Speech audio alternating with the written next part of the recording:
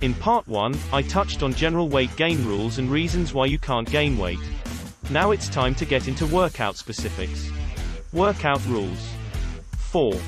Stop listening to every ridiculous piece of advice you hear in the gym or read on a message board. Recently, a client of mine informed me that someone in the gym stated that he was training all wrong and he needed to train 5 to 6 days a week, and aim for more reps during his workout. Somewhere in the range of 15 to 20 reps per set. The person giving the advice was quite confident about his recommendations, and he had an impressive physique that typically elevates him to the elusive, listen to me if you want to look like me, level in the gym. He was bigger than my client, so even though my client's intellectual mind knows that advice is absurd, his unrealistic dreamer mind took this information very seriously.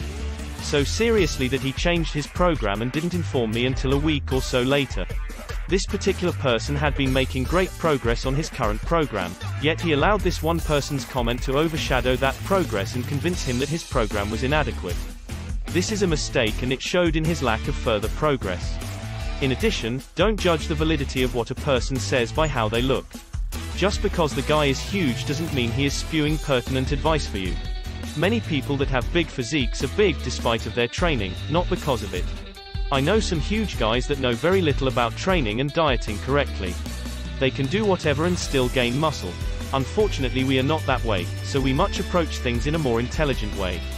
5. Work out infrequently. This is the most difficult concept for many to grasp simply because it involves less action, instead of more. When we get motivated and start a new program, it's natural to want to do something. We want to train and train and train, thinking all along that the more you train, the more muscle you will build. Unfortunately, this could not be farther from the truth. More training does not equal more muscle growth. Understand that the purpose of weight training is to stimulate muscle growth. That takes very little time. Once that has been done, the muscle needs to be repaired and new muscle needs to be built. That only happens when you are resting. You do not build muscle in the gym, you build muscle when resting. If you never give your body any essential, non-active time, when will it have a chance to build muscle? Think about that. Now, add in the fact that you have a difficult time gaining weight and the importance of rest increases. Individuals who are naturally thin and have difficulty building muscle tend to require less training and more rest. 6. Focus on multi-jointed lifts. Multi-jointed exercises are those that stimulate the most amounts of muscle fibers. Unlike isolation exercises which only work individual muscles, multi-jointed lifts work many different muscle groups simultaneously. For those needing to gain weight, this is ideal because these lifts put your body under the most amount of stress.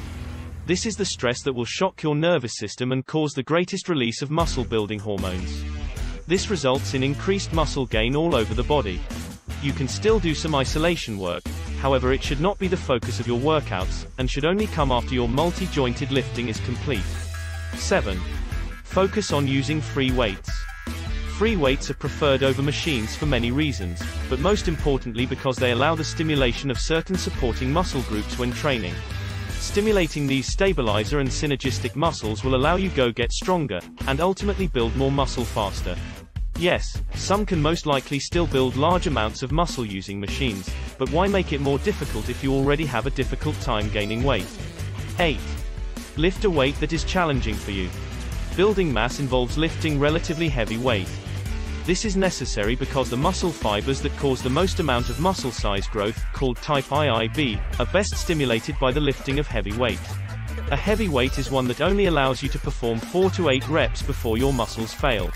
Using a lighter weight and doing more reps can stimulate some type IIB fibers, but again, if you have a difficult time gaining weight, why make it more difficult? You need to try and stimulate as many as you can with the use of heavy weights. 9. Focus more on the eccentric portion of the exercise. When you lift a weight, it can be divided into 3 distinct periods: the positive, the negative and midpoint. The concentric or positive motion usually involves the initial push or effort when you begin the representative. The midpoint is signaled by a short pause before reversing and returning to the starting position. The eccentric, or negative portion of each lift is characterized by your resistance against the natural pull of the weight. For example, when doing push-ups, the positive motion is the actual pushing up motion. Once you have pushed all the way up, you hit the midpoint. The negative motion begins when you start to lower yourself back down. Most would simply lower themselves as fast as they pushed up, but I recommend extending and slowing down this portion. Slowing down the eccentric part of the lift will help to stimulate more muscle growth. It actually activates more of the type IIB fibers mentioned about in Rule 7. 10. Keep your workout short but intense. Your goal should be to get in, stimulate your muscles and then get out as quickly as possible. It is not necessary to do large amounts of exercises per body part trying to target every muscle and hit every angle. This should only be a concern of someone with an already developed, mature physique who is trying to improve weak areas. If you have no pec, don't concern yourself with trying to target inner, outer, upper, lower or whatever. Just work your chest. You should do no more than 2 to 3 exercises per body part. That's it. Doing more than that won't build more muscle, faster. In fact, it could possibly lead to muscle loss. Long training sessions cause catabolic hormone levels to rise dramatically. Catabolic hormones are responsible for breaking down muscle tissue resulting in muscle loss. While at the same time, long training sessions suppress the hormones that actually build muscle. If you don't want to lose muscle during your workouts, I suggest limiting your sessions to no more than 60 to 75 minutes maximum. Less if you can. 11. Limit your aerobic activity and training. Honestly, I do not do any aerobic activity when I am trying to gain weight. This is mainly because it interferes with the important non-active time my body needs for muscle building and recovery. I do understand that people have lives and other activities that they don't want to give up, so it must be kept to a minimum. It won't hurt your progress as long as you don't overdo it. If you find that you are doing more aerobic activity weight training, that's overdoing it. I also don't recommend it because people tend to do it for the wrong reasons. Many start aerobic activity because they believe it will help them to lose fat. While that is true, it won't do so on a high-calorie mass diet. To lose fat, you need to be eating fewer calories.